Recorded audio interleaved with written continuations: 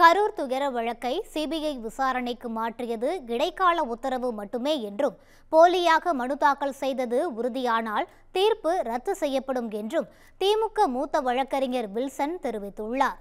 டெல்லி உச்சநீதிமன்ற வளாகத்தில் திமுக MP Wilson செய்தியாளர்களை சந்தித்தார். அப்போது யார் மீது தவறு, யாரால் நடந்தது என்பதை சொல்ல அருணா ஜெகதீசன் ஆணையத்திற்கு உரிமை உள்ளது என கூறினார்.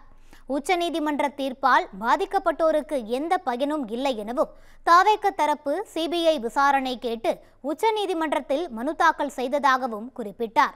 சிபிஐ விசாரிக்கும் உத்தரவை இடைக்காலமாக நீதிமன்றம் பிறப்பித்ததாகவும் மோசடியாக மனு தாக்கல் செய்யப்பட்டது தெரிந்தால் உத்தரவை நீதிமன்றம் ரத்து செய்யும் எனவும் அவர் கூறினார். உயர்நீதிமன்ற உத்தரவில் தமிழக அரசின் தலையீடு இல்லை எனவும் வில்சன் குறிப்பிட்டார். உயர்நீதிமன்ற உத்தரவில் அரசு தலையிட்டதாக ஆதவ் அர்ஜுனா கூறினால் அது நீதிமன்ற அவமதிப்பாகும் எனவும் வாய்க்கு வந்தபடி அவர் பேசுவதாகவும் வில்சன் குற்றம் சாட்டினார்.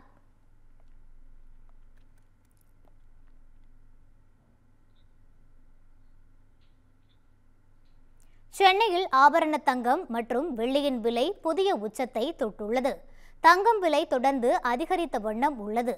அதிலும் கடந்த சில நாட்களாக ஒரே நாளில் 2 முறை விலை மாற்றத்தையும் சந்திக்கிறது.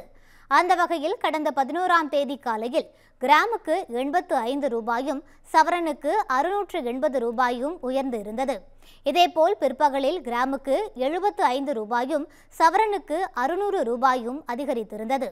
ஒரே நாளில் மட்டும் கிராமுக்கு 160 ரூபாயும் சவரனுக்கு 1280 ரூபாயும் உயர்ந்து 1 கிராம் தங்கம் 11,500 ரூபாய்க்கும் 1 சவரன் தங்கம் 92,000 ரூபாய்க்கும் விற்பனையானது.